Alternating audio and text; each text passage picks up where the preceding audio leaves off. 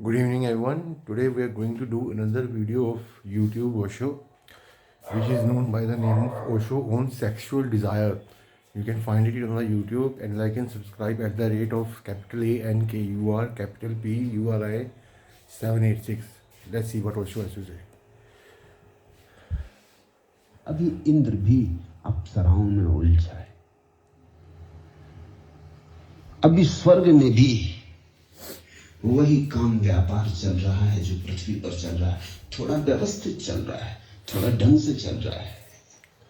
ज्यादा सुंदर स्त्रियां हैं, ज्यादा सुंदर देह है, ज्यादा लंबी आयु है। ओशो यहाँ पे इंद्र के बारे में कह रहे हैं कि जो यहाँ पे लड़कियों का चक्कर चल रहा है, यहाँ पे हमारे वर्ल्ड में वही स्वर्ग में भी चक्कर चल रहा है। बस फ़र्क इतना है कि वहाँ पे जो लड़कियाँ हैं वो बहुत ज़्यादा सुंदर हैं और उनकी आयु भी ज़्यादा है। और इसीलिए इंद्र थे जो वो गौतम बुद्ध के पैरों में झुक गए कि ये बंदा तो काम वासना से मुक्त हो गया, तो मैं भी यही चाहता हूँ। तो इसलिए उसके पाँव में गिर गए थे फूल लेकर। भोग की सब सुविधाएं, सामग्रियां हैं जो हमने स्वर्ग में देवताओं के लिए व्यवस्था की है। वही व्यवस्था विज्ञान आदमी के लिए पृथ्वी पर कर देने की कोशिश कर रहा है। मैंने तो सुना है एक आदमी मरा और स्वर्ग पहुंचा है, तो वो बड़ा हैरान हुआ। वहां उसने जो व्यवस्था है वहाँ का स्वर्ग में है ना, तो वही आदमी चाह रहा है कि वही धरती पर भी हो जाए। तो इस वजह से काफ़ी परेशानी हो रही है और लड़कियों का शोषण हो रहा है। और एक आदमी जब मर के स्वर्ग पहुंचा, देखो ओशो उसके बारे में क्या कह रहे हैं कि कुछ लोग जंजीरों से बंधे, स्वर्ग में जंजीरों से बंधे। उसने द्वारपाल से पूछा कि तो मुझे घबराहट का कारण मालूम होता। नरक में बंधे हो ये समझ में आता है, स्वर्ग में भी अगर बंधन है और लोग जंजीरों में बंधे हैं, ये किस तरह का स्वर्ग है। वो द्वारपाल हंसने लगा। उसने कहा ये अमरीकी है। ये जब से ओशो जब वो बंदा एक स्वर्ग में पहुंचा तो उसने देखा कि वहाँ पे जो लोग हैं जकड़ियों से बंधे हुए हैं स्वर्ग में।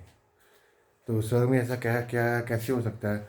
तो उसने द्वारपाल था जो स्वर्ग का, उससे पूछा कि ये लोग कौन है जो जंजीरों से बंधे हुए हैं। तो द्वारपाल हंस के कहता है ये अमेरिकन हैं। तब से ये धुन लगाए कि हमें अमेरिका वापस जाना है, यहां से तो वही बेहतर था।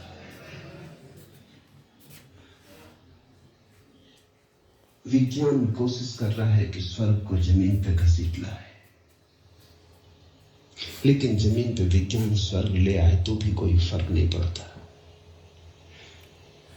तुम्हारी काम वासना को कितनी ही तृप्ति की सुविधा जुटाती जाए, तृप्ति नहीं होगी, क्योंकि काम वासना का स्वभाव अतृप्ति है। जो मिल जाता, देखो ये पृथ्वी वाले लोग हैं जो ये कोशिश कर रहे हैं कि यहाँ धरती पर ही स्वर्ग आ जाए, लेकिन ये यहाँ पॉसिबल नहीं है। क्योंकि यहाँ पर तुम्हारी जो काम वासना है ना, आप कितना भी सेक्स कर लो, कितना भी कुछ भी कर लो, लेकिन आपकी तृप्ति नहीं होगी, आप संतुष्ट नहीं होंगे। तो यही तो स्वर्ग और नरक में फ़र्क है कि यहाँ नरक में जो पृथ्वी की धरती को हम नरक कहते हैं, तो यहाँ काम वासना की पूर्ति होती ही नहीं है, जितना मर्जी सेक्स कर लो। उससे ही अतृप्ति हो जाती है। जो नहीं मिला उसी में रस होता है। काम के स्वभाव को समझो, यही उसका बंधन है, यही उसका वैरी रूप। काम के बारे में एक बात कहना चाहता हूँ कि इसको सिर्फ सेक्स के अंडर नहीं लेना, क्योंकि काम करना कुछ चीज़ों में भी काम वासना आती है। जैसे कोई चीज़ खरीदनी हो, कुछ हो, कोई चीज़ लेनी हो, कोई बर्थडे प्रेजेंट आना हो, तो ये सारी वो कामनाएं हैं, बंदे की कामनाएं हैं। और धरती पर ये चीज़ें, इन चीज़ों का संतुष्ट होना बहुत मुश्किल है। इसीलिए तो लोग स्वर्ग जहाँ जाते हैं, धरती पर स्वर्ग नहीं लाया जा सकता, ये ओशो कह रहे हैं। जो मिल जाता है वही व्यर्थ हो जाता है। यहाँ पर धरती पे क्या है, तुम कह दो कि मैंने इस स्त्री से, अपनी मर्ज़ी की स्त्री से शादी कर लो, फिर भी तुम 1 डेढ़ 2 3 4 6 महीने में, जैसे साल में, उससे बोर हो जाते हो। ठीक है, सेक्स करने का मन नहीं करता उसके साथ, कोई और लड़की चाहिए, तो फिर किसी और लड़की के पीछे जाते हो, फिर उससे मन बढ़ जाता है, फिर और के पीछे जाते हो। तो ये क्या चल रहा है, ये क्या काम वासना आपको कहाँ से कहाँ लेके जा रही है। आप उसके पीछे जा रहे हो, जितना मर्जी जिसके साथ जितना मर्जी कर लो, जितनी मर्जी ऐश्वर्या राय ले आओ, लेकिन एक दिन आप उससे बोर हो ही जाओगे। क्यों बोर हो जाओगे? क्योंकि आपके अंदर काम वासना है, आप फ्री नहीं हो अभी। तुम चाहती थी मिल गई, जिस पुरुष को तुमने चाहा मिल गया, बस तत्क्षण तुम किसी और की चाह में लग गए। बायरन अंग्रेजी का कवि हुआ,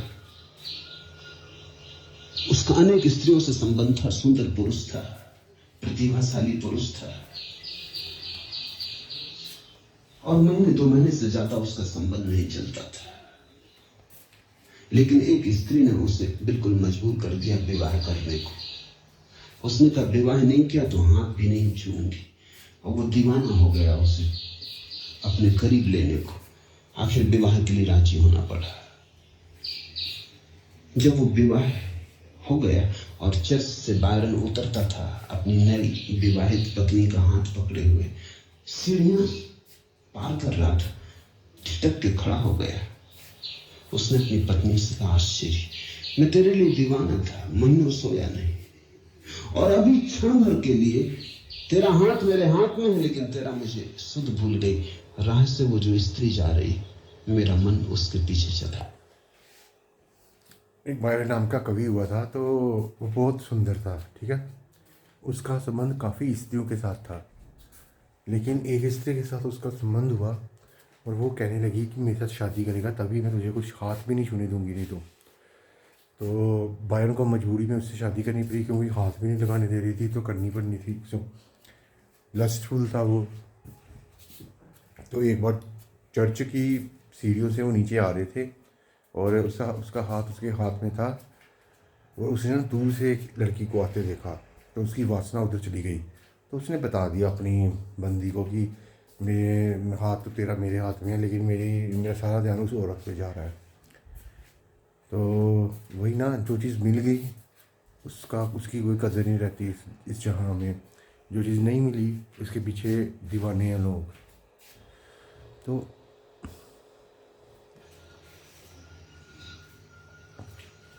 अभी विवाह नहीं हुआ और तलाक शुरू हो गए। जो मिल जाता है उसमें हमारा रस खो जाता है। तुम एक मकान, ओशो यही कहने को सिद्ध कर रहे हैं कि जो मिल जाता है उसमें हमारा सारा ध्यान हट जाता है। जब वो चीज़ मिल जाती है ना, तो हमारा उसमें ध्यान नहीं रहता।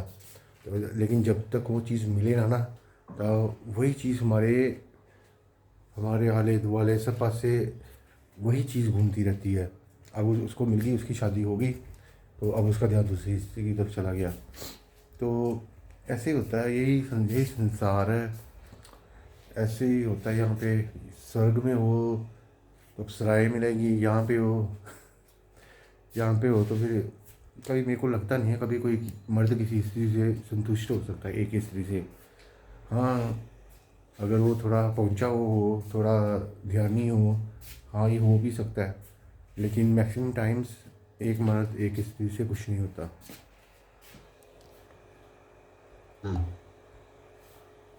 से बना लिए। जब तक नहीं बना था तब तक खूब सपने देखे, खूब सोचा, खूब विचारा, वही धुन थी। फिर मकान बन गया। एक दिन अचानक तुम थके मांदे खड़े हो, कुछ भी तो नहीं मिला। अब तुम और दूसरा मकान बनाने की सोचने लगे। काम की लक्षण यही है कि वो तुम्हें कभी तृप्त न होने देगा। देखो, काम है ना, जो काम सिर्फ सेक्स के लिए नहीं तुम यूज़ करते, काम हर चीज़, काम मोह है। लेकिन जब तक जैसे तुमने एक घर बनाया, ठीक है, एक घर बना लिया, पहले सपना था कि मेरा एक घर हो, ठीक है, एक घर बना लिया, फिर 6 महीने बाद तुम्हें लगने लगा नहीं यार एक और होना चाहिए, फिर उसके मगर चले गए, फिर तीसरे के मगर, फिर चौथे के मगर, ऐसे ऐसे तुम लोग ना टाइम वेस्ट कर रहे हो। क्यों एक घर में आपसे को सोया नहीं जाता, एक घर में आपको सोया नहीं जाता, क्यों क्यों 2 4 5 10 20 घर होने चाहिए आपके, क्यों फिजूल से प्रॉपर्टी हासिल कर रहे हो? पैसा है तो कुछ भी करोगे क्या? वो गरीबों के लिए हो सकती है, वो सोच सकते हैं वहाँ से, उनके लिए धर्मशाला बन सकती है। तुम्हें 20 घर क्यों चाहिए? तो तुम्हारी तृप्ति नहीं ना होती, तुम संतुष्ट नहीं होते, काम में फंसे हो। तो काम में फंसे हो तो कैसे संतुष्टि होगी? जितना मर्जी जो मर्जी कर लो, काम से मुक्त तो होना ही पड़ेगा का तुम्हें। वहां कोई उपाय नहीं। अतृप्ति की जलती हुई आग ही काम का स्वरूप है।